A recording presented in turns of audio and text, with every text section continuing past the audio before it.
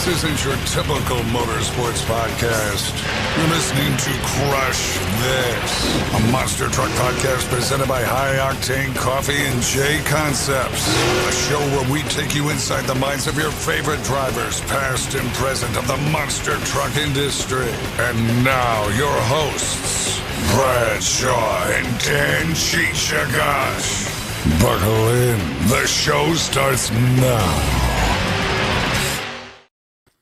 And welcome to a brand new episode of Crush This, a Monster Truck Podcast. Cheech, what are you doing? I don't know, the whole video. I missed the whole intro. Like the screen froze, and I'm turning off everything, and then I guess I froze too. So, well, welcome to the show, everybody. This is Crush This Monster Truck Podcast, presented by High Octane Coffee and Jconcepts. We'd also like to give thanks to some of our other partners that help us out here. Backshot Productions with Nick Davis, 6B Apparel. Our crew shirts are $100 a pop. Either message me or Cheech. Got two different designs. JB Scale Graphics and Cheech. Who do JB Scale Graphics do RC wraps for, man? So we got some Bigfoot, Obsess, High Octane Coffee, Against the Grain, and others. So if you guys want to take a look at that stuff, go more and welcome. And also Bradley Shaw Designs, right? Yep. Working on stuff for the Renegade Tour lately, so getting ready for the 2021 season for them. And if you take a look at the end of each of the tags, I'll let you guys know who our guest is for next week. We're going to start doing that. If we don't have one for next week, it's going to be TBA. So the next couple weeks, there's going to be some old school, kick it old school going on. Remember, 2 weeks from now is our USA Roundtable, and we're going to have some pretty good people. Hey, Dad, what's going on? So it's going to be pretty exciting. If you're in the Kentucky area this week, Corbin, the MOD, the Monsters of Destruction, formerly known as the Monster Nationals, will be having a show this Friday and 2 on Saturday. It's going to have the Raminator, Ramunition, Jailbird, Nitro Menace, and War Wizard. So if you guys want to check it out, I don't know about you can go to the Facebook page, MOD, and find out about that stuff. But just wanted to let you guys know there's going to be a show this weekend in Corbin, Kentucky. So hopefully you see you guys there. And also, maybe you guys get to see Mike Wine, because I got him the crew for us. So Mike Wine will be at the house in Kentucky. So if you want to have some fun and talk some old school monster trucks, or someone saying you are slow motion, Dan. Yeah, your camera's a little bit. Your camera's a little bit stuttery, but your audio's good, so you're good. You're good, man. Oh, okay, I'm good. Okay, but yeah, Corbin, Kentucky, be there. So that's pretty much it. Like you said, Brad, you got some upcoming designs and stuff like that for the Renegade, so that's pretty cool. Yep, and then tomorrow during the day, it's not going to be live, but me and Brian Loans are recording the first episode of the new kind of drag racing podcast. Brian Loans is going to be my guest on that, talking about the 1990s of NHRA, so stay tuned for that. It's going to be best years of drag racing. Yes, in my opinion. And it's only going to be audio only. Video will come later. Also, right now, I'm dealing with a winter wonderland. It's a winter storm outside. We've got 1.5 feet of snow already in the past 24 hours. But I live in northern Alberta, Canada, so what else do you expect? I am the monster truck Canucker after all. Anyway, back at the ranch. I will be on recording session. Got my notes and stuff with Chicken Scratch. With Josh Rhodes, we're going to do the retro monster truck review on his podcast this week, and we are going to be doing the Hampton Langley Speedway show of 1988. There's a lot of cool things to talk about. Once again, I want to thank Damian Bowers and Nick Davis for their help. Maybe gave me a little bit more information than I needed. More is better than less. So I think that's pretty cool. Now let's get to our guests. They have sponsored this podcast from pretty much the start, just as much as High Octane. They were basically the first group that ever sponsored me in my solid axle RC monster truck gig, and it was they been a cornerstone of the RC solid axle monster truck world. Help make it as popular as it is today, and they also do a lot more than that too. They do a lot of short course off road racing, carpet racing, and also they've been busting out a lot of products for the drag racing scene too. Which, if you ever watch Street Outlaws, Pro Mods, the Snowbird Nationals, where Brian was with at, we were there a couple of years when I was with Monster Jam. We always go there and did the shows. I feel like my hat's there. We go. I think I fixed it.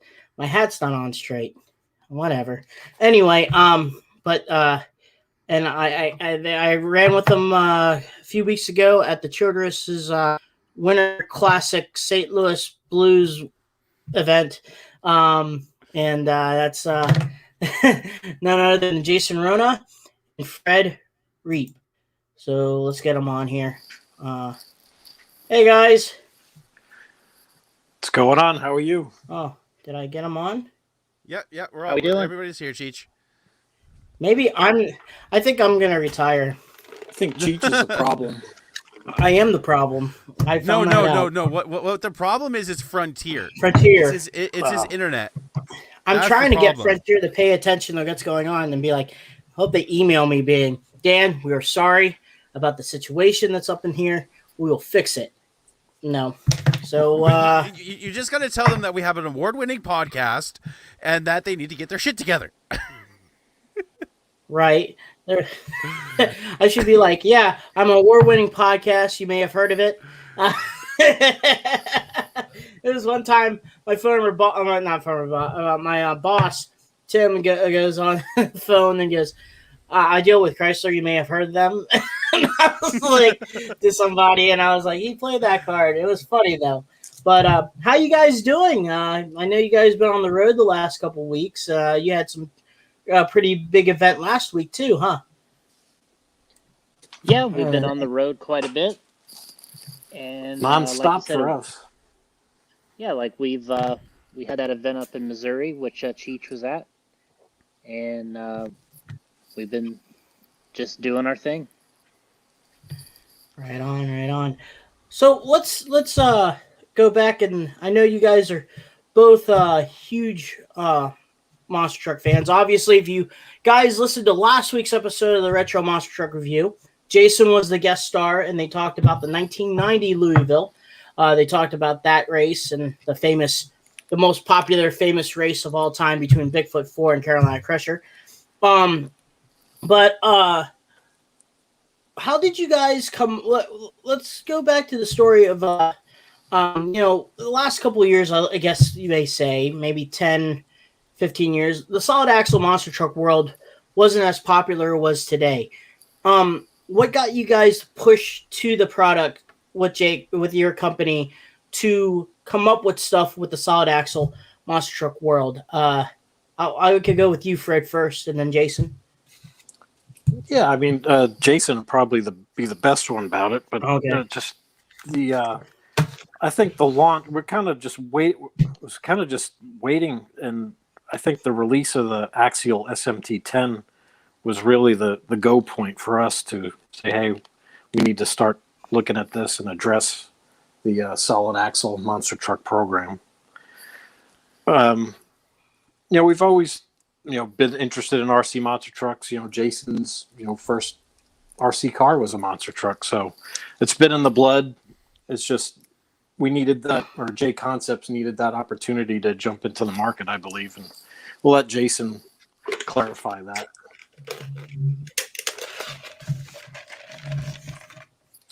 We'll let Cheech finish his drink here. Oh, okay. Nope, I don't I'm good. I don't know I'm what's good, I'm going good. on. I don't have him on video, so. No, I'm I good. mean that's exactly what Fred was referring to. That a lot of it has to do with timing.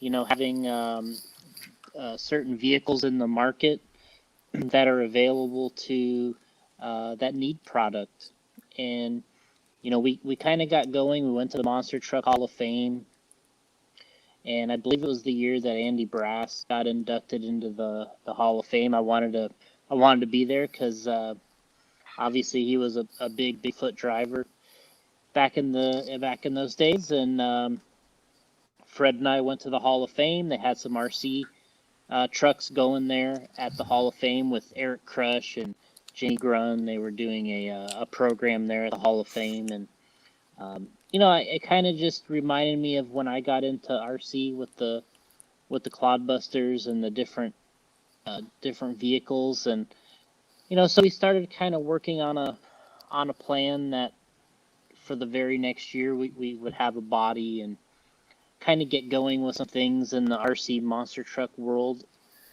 So we started that. Very next the next Hall of Fame year, we had a body, and so I had a truck, Fred had a truck, and we did some playing at that event, and then we were able to release a few Fords. We got into a few Chevrolets. The wheelbases were for like the Clodbuster based vehicles.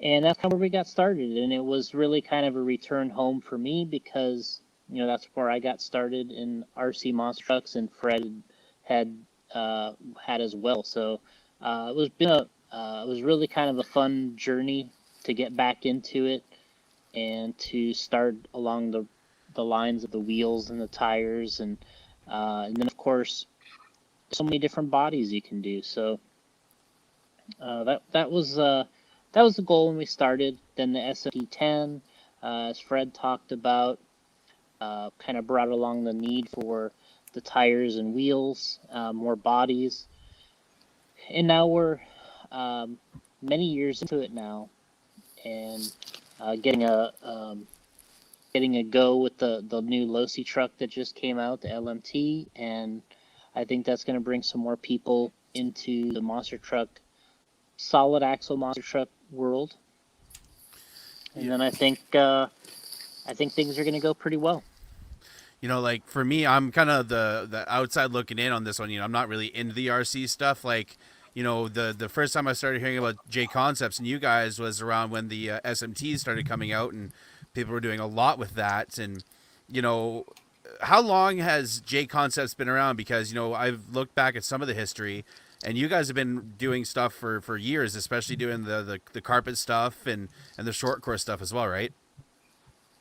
Yeah, I mean, we started the company in the 2003 time period, but I've been racing since 1990, and Fred had been racing before that, and I think we both got into RC for similar reasons. We were both into monster trucks, the real ones, and so then we got into the RC version.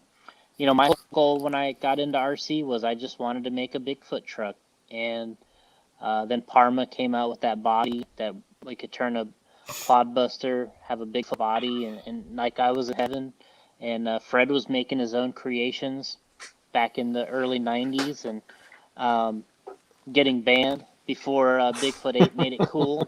Fred was getting banned before Bigfoot 8 made it cool, but yeah, Fred, talk to us about your experience there a little bit.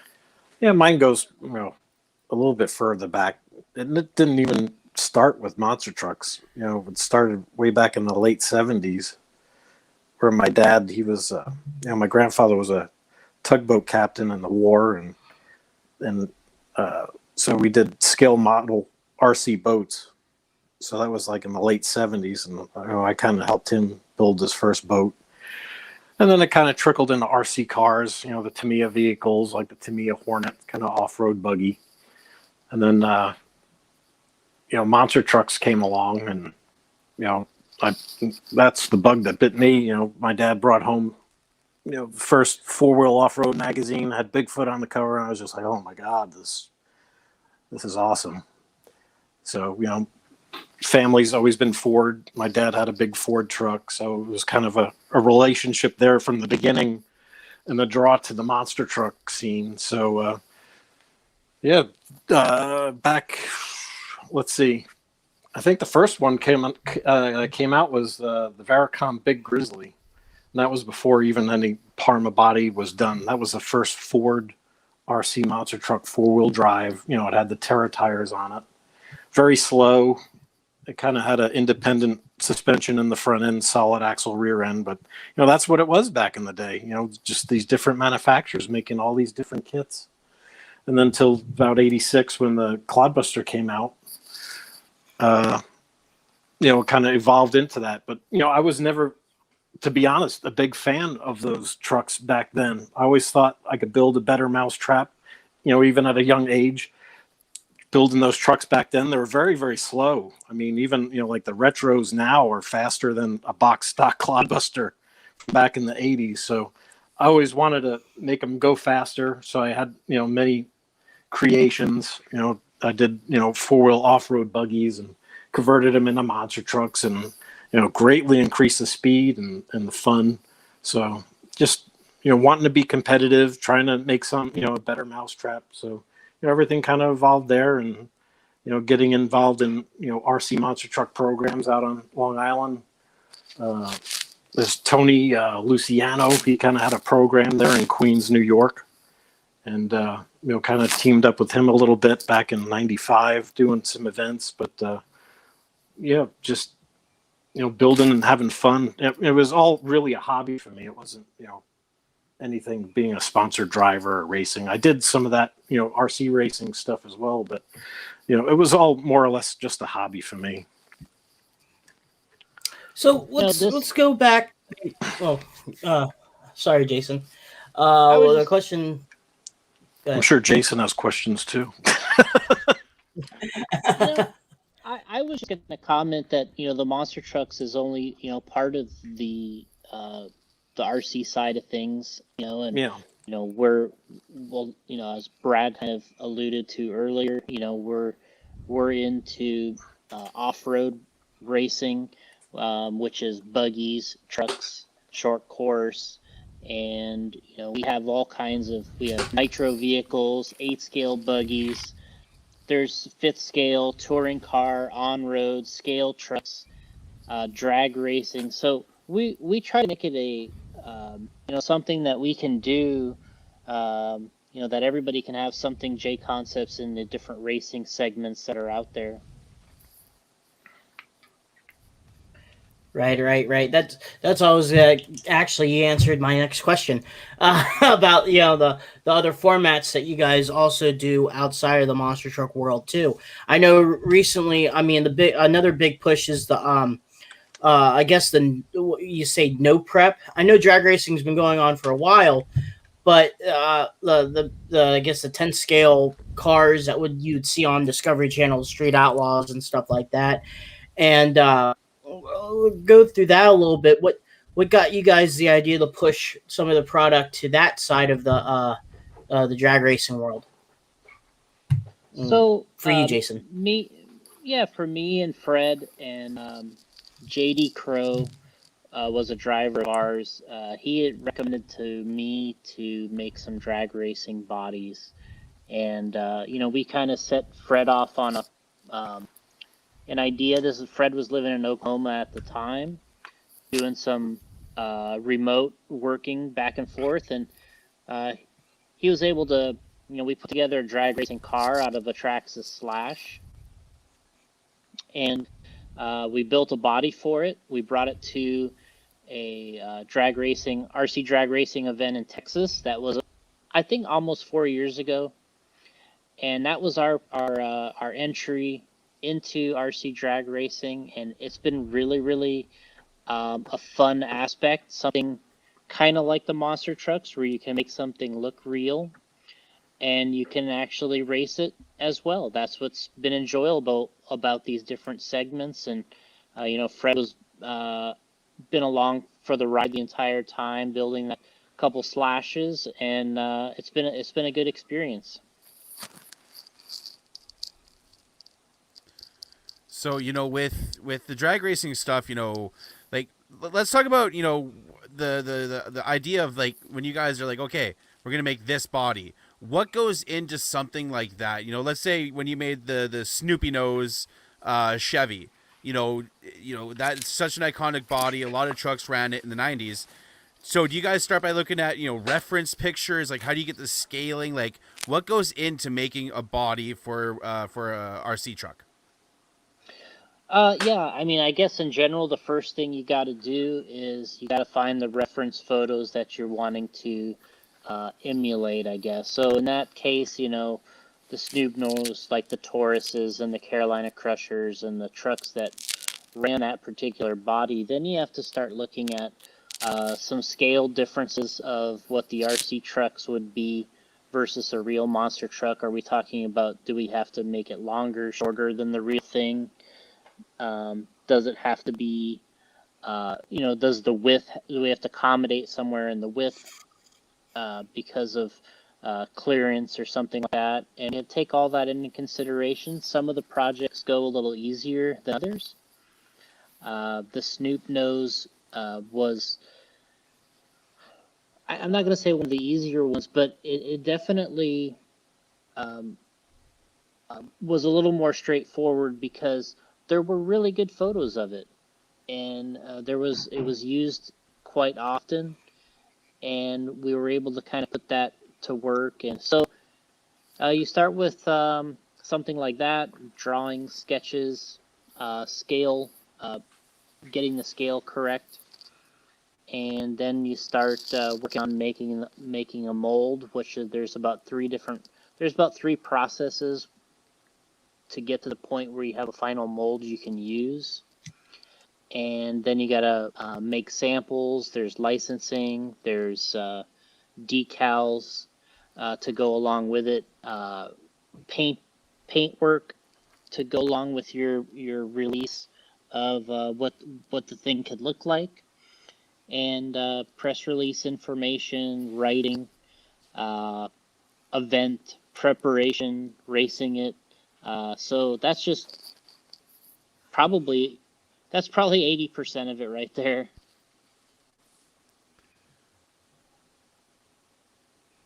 Okay. So It's just okay.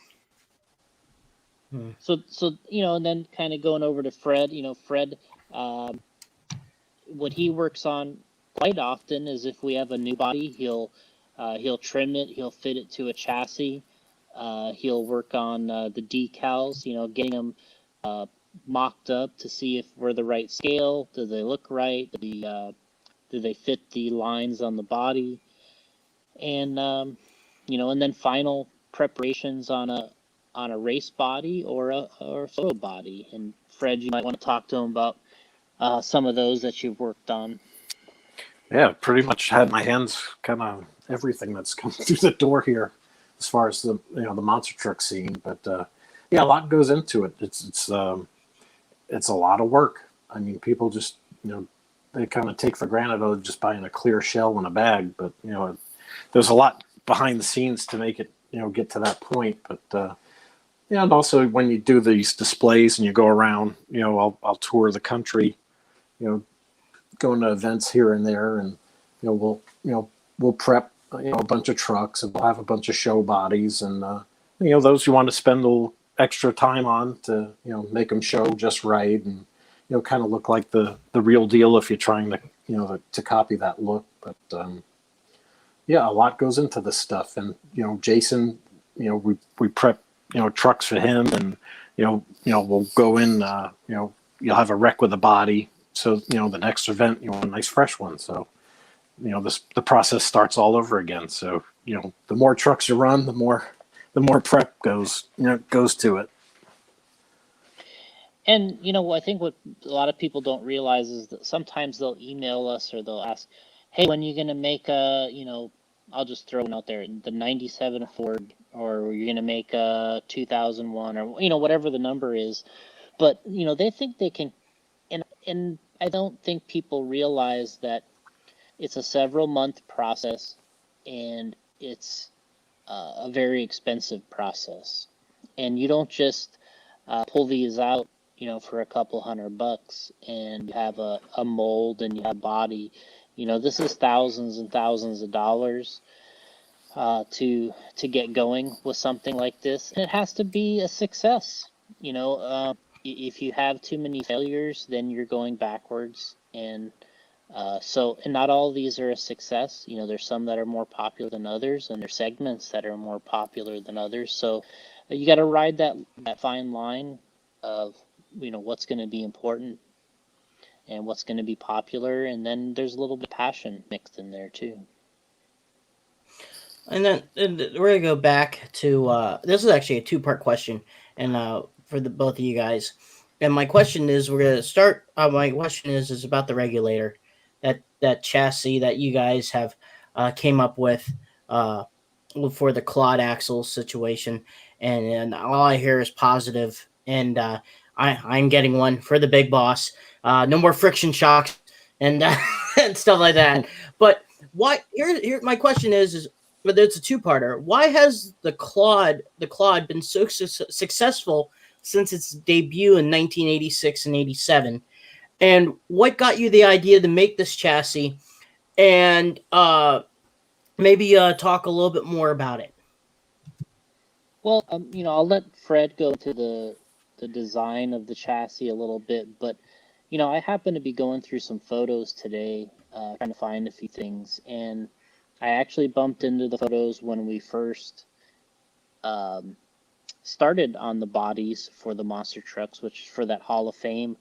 Fred and I took photos in the hallway, in the stairwell of the hotel we were at there in Indiana, and Yeah, I I was remember bumping that. into that stuff. I was bumping into stuff while I was looking for some photos, and what I noticed looking back as I was moving along was we were always doing something different every couple of events. We had something different about the truck, whether if we started off with a body, then we got into the accessories in the body to make it look better, then we got into the tires and wheels, then we kind of moved along into the chassis stuff. We were doing some simple things at first, some additions to the chassis, and then we got to the point where we wanted a full chassis.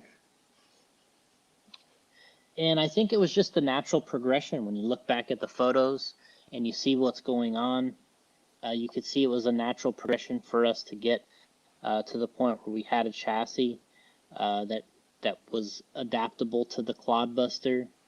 And I think it was only a natural progression. That's, I guess, what I would say is going along. That was the direction we were heading, kind of all along, but we were doing it in small stages, and a lot of the events dictated which direction we were going to go. We would run into an issue, or we would run into a wall, and literally and figuratively, we would hit a wall, and it would kind of set us off in another direction. So that's where we kind of got to with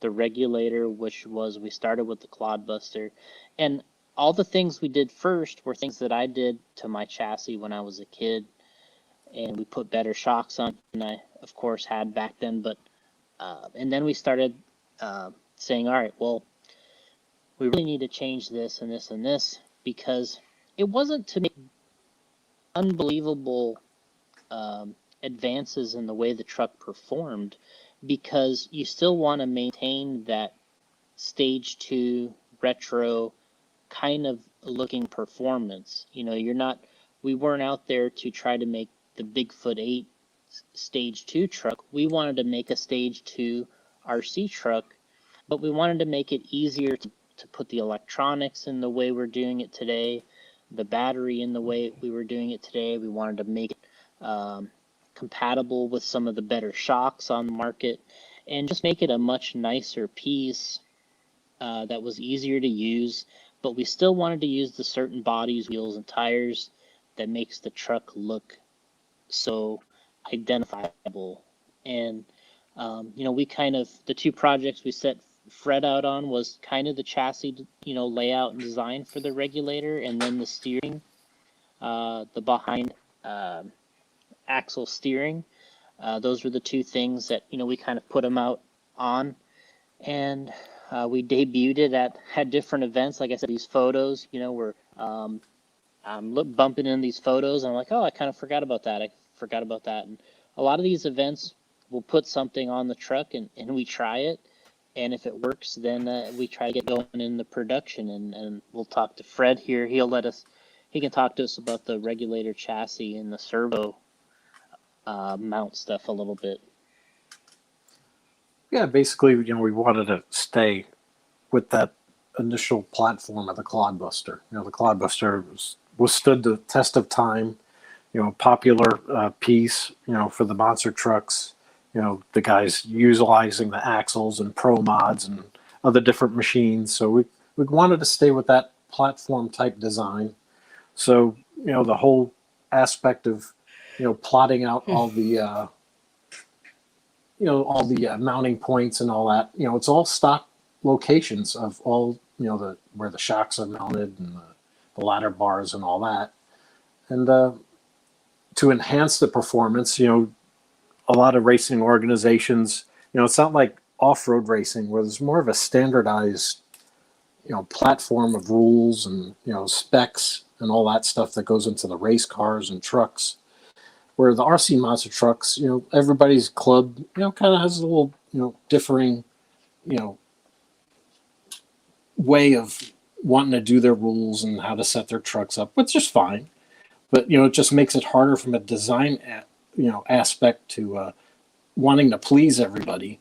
So, like Jason was saying, going out to all these different events and, seeing what works and testing out other things and see how clubs, run things one way and, others run another. It gave us a really good, standpoint and understanding on, where this chassis needed to go. So, some Trigger King, they have a weight limit. So that was an obstacle that we wanted to try and overcome. So we wanted, the main thing is, on these monster trucks and racing, you want to keep that center of gravity low. So, I went to work and, designing a weight that could go, under the cradle of the chassis. It's easily removed. Or, if you wanted to go to a different, club, you could pull the weight out if you wanted to run a lightweight chassis. But, fairly easy. The weight just drops in. And, the layout of the electronics, that was another big obstacle. I want to keep, again, the weight low in the cradle. It helps these things immensely in the handling department.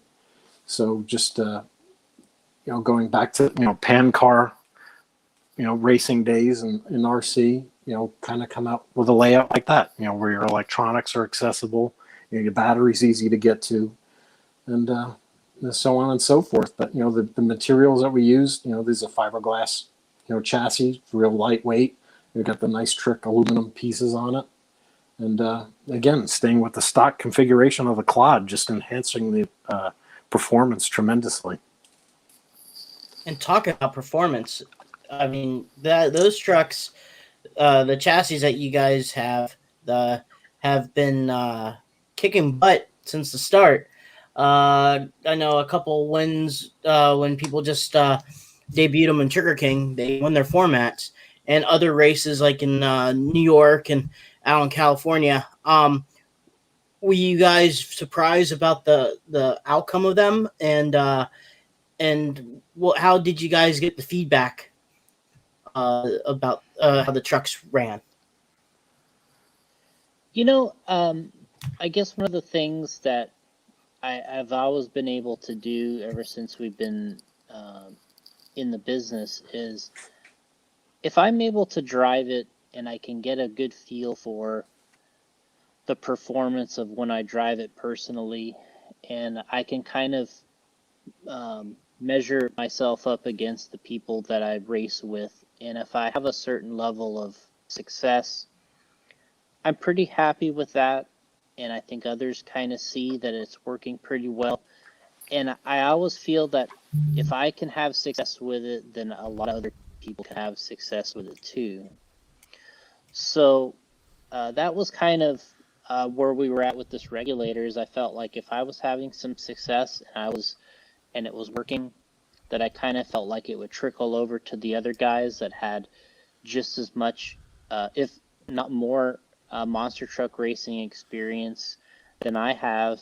And that's exactly what's happened. It's trickled over to a lot of other guys having success, and I think they're enjoying um, the detail that's built into it, enjoying the materials, and sort of the flexibility that it's been giving the drivers, and they're winning with it. And I think that's that's a big part of it, is the winning, but also it's the ease of maintenance, working on it, and all these type of things that kind of built into the chassis. So I'm not really surprised, but at the same time, pleased, I guess you could say. And there's nothing that's more satisfying than seeing somebody have success with it. When you see Josh and the other guys that have raced it having success, like I just posted a photo of CC Maimone. She was winning some races, and it's really satisfying to see these racers having success. So my question is, as somebody that's kind of from the outside of the RC world, like I have an RC. It's a rock crawler. It's a Red Cat Everest 10. I bought it with the intention of trying to convert it into something, and I still might if I could figure out how. But like, so if like me, a newbie wants to get into the solid axle world, what would you suggest that I buy to get a good competitive setup, and like kind of what the price range would be about? Well, I think what Cheech brought up earlier was why the Clodbuster has withstood the test of time, and I think there's a couple reasons. And one is they never really bumped into any competition in that market that went after the same customer as them. So going to that question Chief had about the Clod, and then relating it to yours, the Clodbuster is always nice because it's been around forever. You can kind of make it these different versions of monster trucks, whether it's a retro, it's a pro mod, whatever you want to make. People seem to use it to do whatever they want. And I think the reason it stood up to the test of time is because of that, is it's real versatile. There's a lot of people that make things for it that keeps you from getting bored. You can kind of, keep changing it different ways. Is there a better way to design a monster truck than the Clodbuster? Absolutely. There's a ton of better ways to do it. But I think the fact that it's been around a long time and has this it has this credibility, or sort of this nostalgic place in people's heart. So it's still it's and the price is somewhat affordable. It's in the under $300 range for the kit, and then of course you got to go radio, batteries.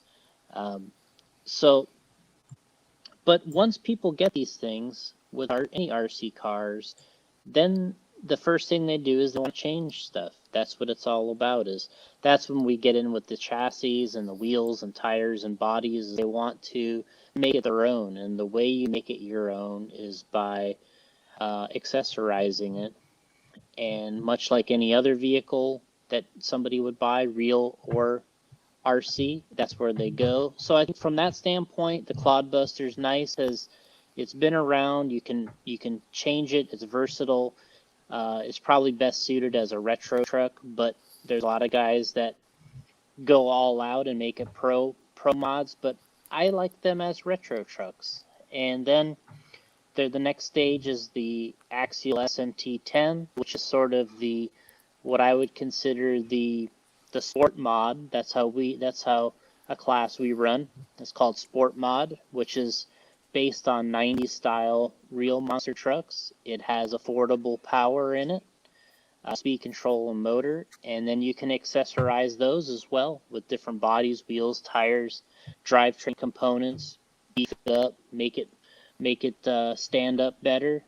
And that's kind of the next step. And then the third step is either doing everything almost on your own in terms of using different components that you can resource or put together.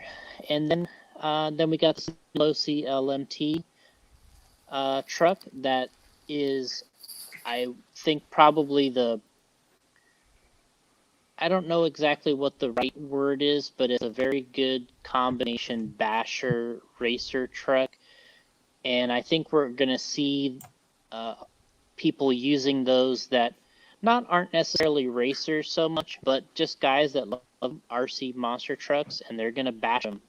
And that's what we're seeing with that Losi truck. Is it, Gravedigger, son of a digger, and they're going to bash them. They're going to run them hard, and that's probably the top end of the spectrum. And there's just no aftermarket parts for the most part. There are a few, but for that vehicle yet. But I'd say give it 3 months, and it'll be everything for that truck out there. So that's probably the natural progression. I think if anybody's going to start, you start in that lower range, you learn, you accessorize from there, and then you see where you're going to go. If you like it, usually cost isn't an issue for some people because they just go nuts and they get everything, whether they can afford it or not.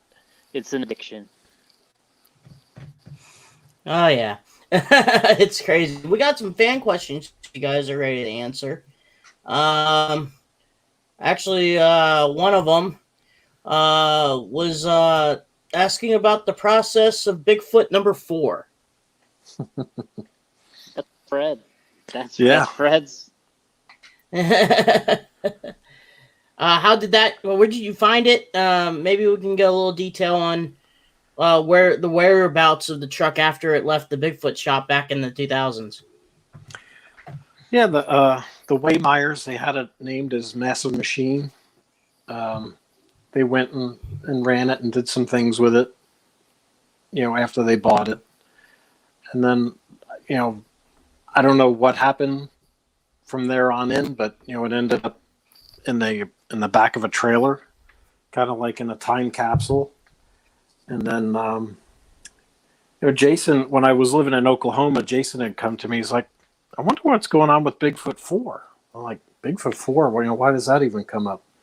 He's like, I guess Jason had heard some stories about Bigfoot 4 and all that stuff. It wasn't even really on my radar. So, he's like, see if you can find anything out about it. So I'm good friends with Kirk Dabney. And, Kirk, he kind of has his feelers out all around the country on what's going on in monster trucks and where things have been bought and sold. So I kind of asked him, what's going on with that thing? So he's like, yeah, good question. I'll find out for you. So, of course, give him a couple days, and Kirk gives me a call back. Yeah, I found out where 4 is, and what was going on with it, and that it was possibly up for sale. So relayed that back to Jason, and Jason's like, well, let's see if we can contact him. So then we started that process and contact the Waymeyers, and at first, I guess there wasn't a meeting point in the price point of the truck, so we kind of just let it go idle, and I thought that was it. And I guess a year later, Jason, he approached me again. He's like, let's revisit Bigfoot 4. I'm like, okay. It's like we already been down this road before.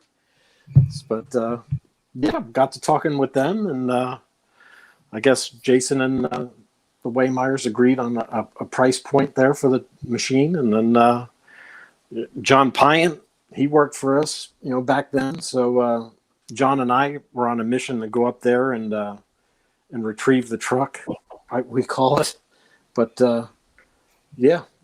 got it done.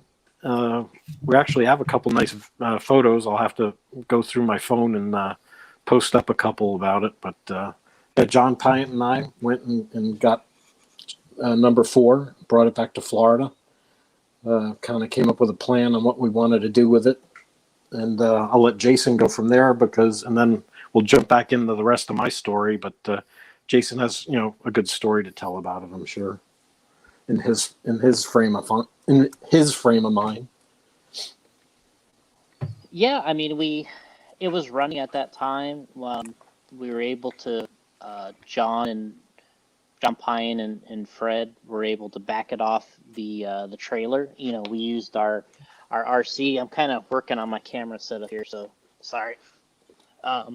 We're able to back the truck off the trailer, the guys, and we had an extra storage unit near our shop. And we were able to put in a storage unit next to our shop, which it wasn't a storage unit; it was a whole nother rental warehouse space. And we had extra space at that time in that area, and we put the truck in there. We took the body off, and we did some cleaning, and we kind of cleaned the thing back up. We had the body, the F-250 body that was on it, the one that was on it in 2007 when Bigfoot sold it. So that one was on there, and apparently Gene Patterson had driven it at an event, and good old Gene kind of wrecked the front end a little bit. But we brought that to all the body panels we brought to the local Ford dealer, and we had the body shop there at Ford redo the body for us, fix the fiberglass, and paint it the Bigfoot blue that we knew at the time. And so that body and the truck. And then we went through and we realized the truck had a transmission problem. While we were trying to move it, Fred, I think, was driving it, realized the truck had a transmission problem. And at one point, that's when we got the truck. We moved it out of the warehouse we had it in. We moved it to a shop that was kind of away from our RC shop, but where my parents' house was. We had it in a shop out there, and the guys, Fred and the guys, got the transmission out of the truck. We got it to John Peterson, and he rebuilt the transmission for us, gave it back to us. I believe it was at the Hall of Fame. Yep. And then we got Gene and Lonnie and Fred put the transmission back in the truck, and my parents decided to move, and we had to get it out of there again at some point. And I decided to sell the truck to Fred, and Lonnie, Fred, and Gene Patterson loaded up Bigfoot 4 with the rebuilt transmission, drove it on the trailer, and took it back to Missouri, took it back to its home.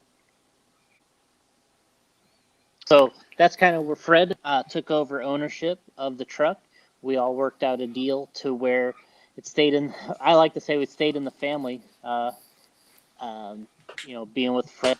And obviously there's a ton of interest in the truck. People love Bigfoot 4. I love Bigfoot 4. And we've always said, hey, this either belongs to, Bob Chandler, Jim Kramer, Gene Patterson. These are the people that probably should have or be a part of this truck. And I was lucky to be in line there somewhere. And now Fred's got it, and up in Missouri, and they got it torn apart. So Fred, give us the update from your end, because this has been a big process. And one of the things that Fred will eventually get even more credit for is there's a nice body right now on Bigfoot 8 that Fred was involved with. If it wasn't for Fred's love of Bigfoot 4, getting it back to the way it was in 1990, then there wouldn't be this cool body around right now. So Fred, you might want to pick up there. Yeah, I appreciate that, Jason. It's just, it's the love of the truck, the love, for Bigfoot, really love for all you guys out in the monster truck world. Without everybody being who they are in the sport, that's what makes it so cool. Bigfoot 4 was a major part in the growth of the sport. And we wanted to bring the truck back. People say, well, 4 needs to look this way, 4 needs to look that way. It needs to have a bull nose body. It needs to have the brick nose body. It needs to have this paint job. It needs to have, it's all in great. Everybody wants to do what they would like to see done with it. But, I look to as myself as a caretaker of 4. Like Jason was saying, it should be a Bob Chandler, it should be a Jim Kramer type, owned machine, and I see that. I would like the truck to be, a steel body truck, but it's just not possible. And we had a meeting of the minds.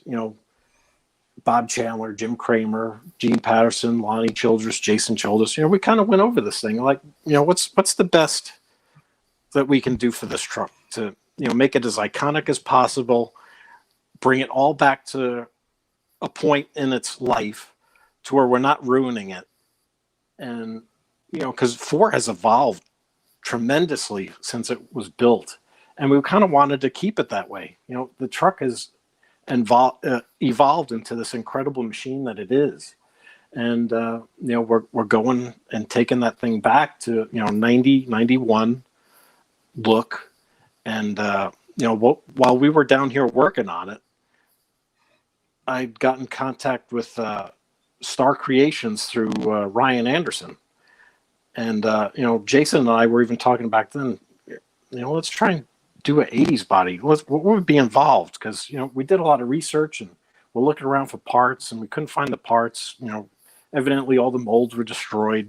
So we'd be starting back from square one as far as, redesigning all that stuff. But, Ryan hooked us up with Star Creations. They went gaga over the truck. They're like, this is the truck we saw when we were kids. And we just were so ate up with, the involvement. They love Bigfoot so much. They wanted to be involved in the project. So without Star Creations, being in the picture, there still wouldn't be this body because, we went all around the country, we did find some pieces. Gene had, a part, a bed from snake bite, that Star was able to scan and put in the computer. So, all these parts are now digitally saved forever, on a hard drive somewhere. And the molds have been recreated. And, just a lot of magic now happening in the retro monster truck world. And I think it's exciting for everybody. I see the posts that Bigfoot's been making lately. Star, provided a body for Bigfoot 8. And I think you're really going to see some good things. And I think the fans, it's a good time to be in the monster truck world as far as, if you're a fan of the retros or even, you weren't around back then, but now this new appreciation from where these machines have come from, it's really great. Now, one quick thing I wanted to know is maybe the fans didn't know. Back in the day, there was I think a company called GTX, I believe, that made fiberglass bodies. Yeah, GTS. Sorry about that. In St. Louis. Now, Fred, did you guys try to contact them or try to find any history, because they were known in the 90s for making those Ford bodies? Because I know my Tim Hall, he had a truck called the Big Boss, and he ordered a fiberglass body off of them after Bigfoot made the mold. Bigfoot did the mold and whatever to put on the Big Boss truck. I was just curious on what happened to them and the whereabouts, if you have any information on what happened. Or to my understanding, and then Jason can follow up on it, because I believe he did the initial research as far as, tracking down and contacting GTS. But from my understanding, GTS had sold off, and I think whoever had taken the company over, they decided that, nobody's going to want this stuff. So those molds were destroyed. I could be wrong and how all that, I'm only hearing hearsay over it, but I believe that's kind of what I heard from them. But I believe all that stuff was destroyed. Wow. So you have to start from square one, which is a tremendous undertaking. I mean, you're trying to recreate something to the accuracy that Star Creations has done is just tremendous. And and that Bigfoot stuff was really nice that GTS made in those days. And you look back at the photos, and like you said, it is a shame, but I'm sure space has a lot to do with things. These things are huge. I'm sure Star at some point will be looking at some of their stuff, going, "Man, we could use some extra space around here." But and I think that I'm sure that's what happened. You never think that this stuff is going to come back around, but it does. And and as far as I know, they didn't have the molds, and it's a huge cost to get back going with that. If you want to start from scratch and the way that they did it back then. But Star came in with Fred and made a really nice piece. And we did between Fred, Lonnie, and some others, we did find an original cab, Bigfoot 4, Bigfoot 8 style cab, which Fred has, which was part of all the parts and pieces that we had. We had an original cab, which was a lot of this is based off of, and then like Fred said, Gene's fender, Gene's fender, the cab we found, a front end scan, just all going up and down the line to try to make it to legit, and then we got to the point of the bumpers, finding that old worn Enforcer front bumper that they used back then is very tough. We were able to find one or two. So we had the legitimate worn Enforcer front bumper, but as the days went on, it was easier, I think, to go to fiberglass versions. And man, the front bumper and the rear bumper that they made really looks amazing, and you can see it in those photos that Bigfoot posted of these, trying to mock up what the body looks like. And obviously there's some trim that has to be still removed on that front bumper, but that's just a mock-up. But it's a good way to have the right look and not have to use a maybe one or two of a kind worn metal front bumper with chrome. And but the deeper you go with these trucks, the more these parts are highly sought after, or almost to the point where you can't find them. So and with that, and with that bumper, it's just the sheer weight of it. I mean, that bumper is heavy. I mean, it's a 20, 30-pound bumper when you fully assembled. It's assembled in pieces. You have the fascia on it, which is chrome. I know they did an aluminum version. The one we had was steel, and it had top plates on it that would cover the winch area. That was all steel. The side corners on it were flexible plastic. So we just decided, this thing. I mean, and Bigfoot did this to 4. Back in the day, I couldn't give you an exact date, but probably 91, 92-ish. There's some photos. You could see it looks like a grayish type worn bumper. That was a fiberglass, one piece one that was done for that. But yes, so that was the way to go. We, if we did run the truck and the tire did come up into the bumper, we weren't going to destroy a one of a kind, a worn original bumper. Now we have a fiberglass one. It's all replaceable. The glass will flex hopefully, but yeah, I mean, it's all going to look legit. I mean, we did a project with Dennis Anderson with doing the King Sling RC mega truck body, and he hooked us up with a Spectrochrome. They're down in Clearwater, Florida, and they do the chroming process. They have a King Sling that that had the chrome body on it, so we can have that chromed in the front where you won't even be able to tell that that's a fiberglass bumper. So a lot of really cool things coming up the pike for that. Speaking of that, one identity that truck ran was snakebite. Is there any possibility that we'll see a snakebite version of it? It'd be cool sitting next to Bigfoot 8. Is there anything you can hint about that, or? Well, there's always the opportunity. There's, that's all up to the powers that be that would like to see that identity come back. It is a licensed body, it is a licensed look, but we'll see. You never can tell. This is the 30th anniversary for the snakebite identity, so it would be nice to see Colt Cobra run into the the stadium once again in his original ride. Watch out for that shed. What's that? Watch out for that shed. Yeah. See, what we need is a recreation of the Bigfoot versus Snakebite movie. That would be interesting to see as well. Just and Right they still on. will have to pitch shift Andy's voice too. You know, there's a few things about that video that didn't age very well. Yeah, I watched it recently, but you know what? Those guys were so ahead of their time, the Bigfoot guys in those days, with the video. And what they realized right away was the importance of the video. And when they started doing that and they got better at it, made VHS tapes that you could buy, and then later got into that Bigfoot versus Snakebite. Got into the Bigfoot versus Snakebite.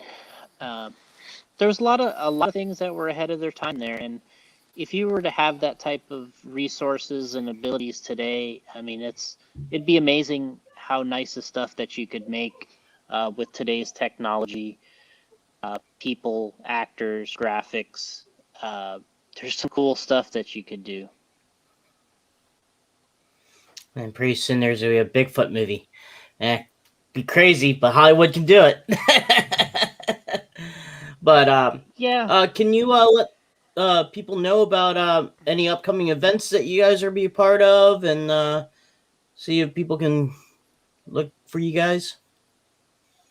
Well, I'm actually going to an off-road race this weekend in Omaha, Nebraska, and 2 weeks later we have our big Nitro Challenge, which is in California. It's called the Dirt Nitro Challenge. That's going to be in Beaumont, California. Those are our biggest race that we sponsor. Our biggest race of the year is the one in Omaha, the Jconcepts Winter Indoor Nationals, and then probably the biggest 8-scale nitro race of the year is the Dirt Nitro Challenge after that. So then, there's some more of the Childress Racing Winter Series events going on, and Fred and I are still looking at the calendar to see which, if we're going to be able to get back up there, or if I'm going to be able to get back up there. Fred might be able to make one before me, but that's the right in the immediate future. Those are the 3 or 4 things I can think of.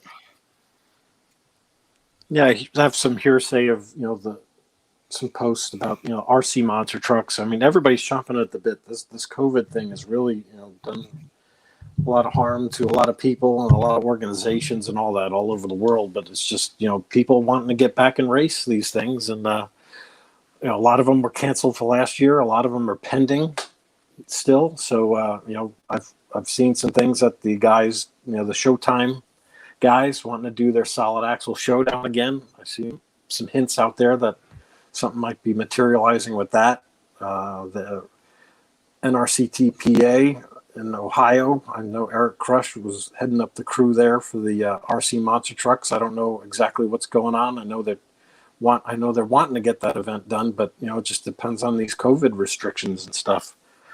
But the Childress, if we can make that work out, I can head up there.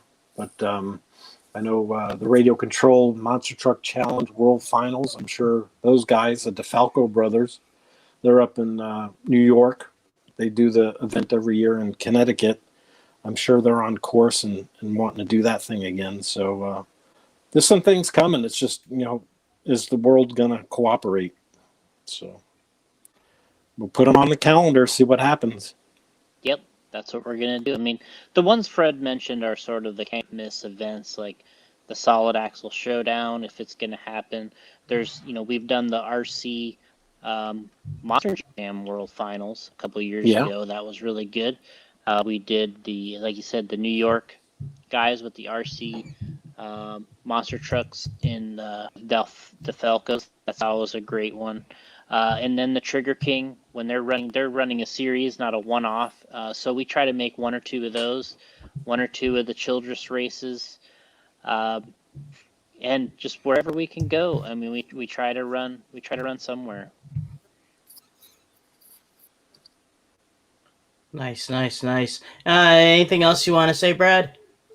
No, I gonna be starting to look into getting an RC of my own. I don't know if I can convert my rock crawler to anything, but I might as well just start from scratch and figure it out. So, and if anybody can make me a Bigfoot Bad Boy 3 body, I'd much appreciate that. Comes with some money. Anyway, any social media people can follow you at? Well, for me, my personal account, Jason Ruona, I have a public image page too, which you can follow. Sometimes I do giveaways and different things on there. So those are my two personal pages. Last name's Ruona, and then over on Instagram, Jrona on Instagram, Jason Rona. I'm on there almost all the time. Those are my personal accounts. I have a Twitter, but I don't do much with it. And then for the business is Jconcepts Incorporated on Facebook, Jconcepts on Instagram, Jconcepts Live on YouTube. That's a really big channel for us. We do a lot of videos, a lot of new things on the YouTube channel. So you check that out. And as far as Fred, he's got his own stuff. RC Archaeology, right, Fred? There you go. Rolls right off the tongue. RC Archaeology. No TikTok? Yeah. Visit Yeah, Fred kind on of just a little page there we have for some of my vintage RC car collection that I have, and then just Fred Reep is on Facebook. I'm not very tech savvy or get on there a lot, but I do a lot of liking and sharing, and every once in a while I'll pop a photo or four if it suits me. There's good stuff on there.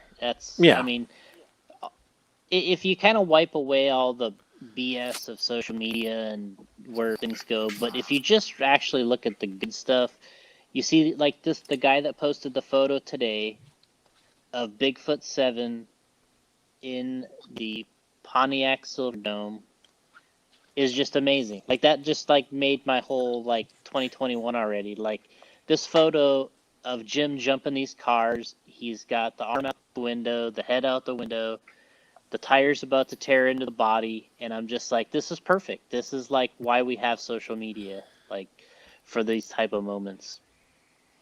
That's like me if somebody posts like cross an old. hit. That's like me if somebody posts like an old NHRA video on YouTube that I remember growing up. I'm just like, yes, just it makes your day, it makes your year. It's those little things that count. Yeah, it absolutely is. Mm-hmm. I mean, that's what's great about social media. And we did the race, Childress race in Missouri. We had a lot of great social media stuff going on with that, and that's the tough stuff that I tend to kind of follow, work on. It's just there's some BS out there that you just kind of have to stay away from or just ignore. But the good stuff, like that photo today, anything you see about Bigfoot 4, Bigfoot 8, or RC stuff in general, that's just amazing and what keeps me stuck to it. Nice. Well, guys, thank you so much for coming on. It was a good talk. Kind of flew by, to be honest with you. I didn't know we spent an hour long plus on this, but hey, it's all ready that matters. To keep going. One more quick thing. One more quick thing. I gotta say this. Thank you, Corey Rummel. Thank you. Oh my God. I cried tears of joy when I saw that square body S10. I cried. That thing is oh my God. I am so happy on that thing. I had to bring it up. See? The little things. Yep. Oh, I have It's an just affinity the for those trucks. Mm-hmm. My first vehicle was a square body S10. So seeing him come out with that, it was just like, finally, somebody has done it. And Corey, you are a god amongst men. Which was one of the questions we're talking about. If you guys are planning on making a S10 body truck. I know you guys talked about the procedure and stuff like that, but anything can happen, right? Anything can be in the works, right? It could be done. I mean, I'd like to personally. I'd like to have a cool original equalizer too, kind of like the one Chris Parrish did. But I think we could do an S10 eventually. You know, we got a Ranger that we're finishing, and I think that's kind of a fun project. And I mean, what do you know? Once you have a Ranger, what are you gonna have after that, right? Hey, you already got a buyer right here. I'll tell you that. All right. It's all right. There's a, you didn't realize there's a lot of, I guess back in the 90s, a lot of people run the S10 and it seemed like they liked the mid-size, small-size trucks, which was pretty cool. But it's you guys do a phenomenal job, and no complaints here. Yeah, I tell you that much. All my trucks, except for the Hotsy truck, all my trucks run your guys' bodies on them. So, and thank you for supporting me, and thank you for supporting a lot of the racers that run your products and run you for your team and stuff like that. So, thank you so much, guys, for what you guys have done. Josh. You know what? We'll go ahead and invoice that up, Brad. Oh God. 100. Put it on Josh's tab. Yeah, put it on Josh's tab. Put it on Josh's tab. He's getting that money on that retro monster truck review. What's $30 times 100,000? Is that that's not let's do the math. Right, 300,000. All right, I'm doing cell phone calculations. 100, It's probably 930, 3 million. Yeah. Yeah, just put that on Josh's tab. So, put it on Josh's tab. So Josh, you are Jconcepts sending you a $3 million tab, and by the time you hit 100, you may pay it off. So, good thing everything's paid for, right? You know, if, for that order of 100,000, we'll definitely make it. So, we'll go ahead and pencil you in. We'll bump that projects just for that one. Oh, Just like correction! I said. You have to change the dollar amount too, because remember, Canadian American dollars. is different Canadian. So it's gonna be like So, a crap $6 ton of million. money. Yeah. Yeah, because we got monopoly million. money, plastic money here. Hey, you know what? Either one, it sounds like a pretty solid deal. We'll start working on her tomorrow. And also, Cheech, what's your social media handles? We can't forget about our social media as well. You can find me at Facebook. I have my personal page. It's Dan Cheech Agosh on Facebook. Also on Instagram too. I'm on Snapchat, but that's Dan Agosh 10. On Facebook and Instagram, I also have my art page, Dan Agosh RC. Go ahead and take a look at that. Also, our Crush This. We have a Crush This page, and also on Instagram too. So follow that through. And I just started an Instagram page for the Cheerleaders Racing Group. So that's been going on also. That's pretty much it on social media. You can PayPal me. You can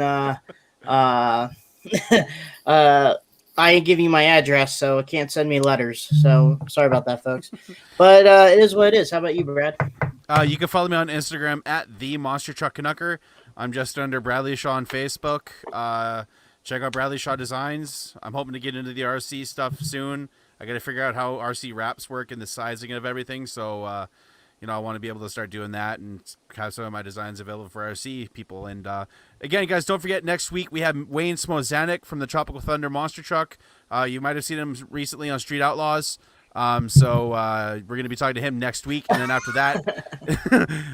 that, we have our USA Motorsports Roundtable, which is going to be an awesome episode.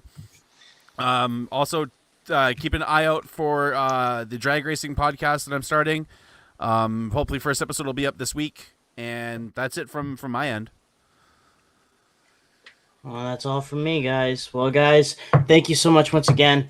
And Brad, any last thing you guys want to say before we sign off? Just thanks for the support. Thanks for having me. And check out jconcepts.net. And thanks for the support again. And get those RC cars out there. Get racing.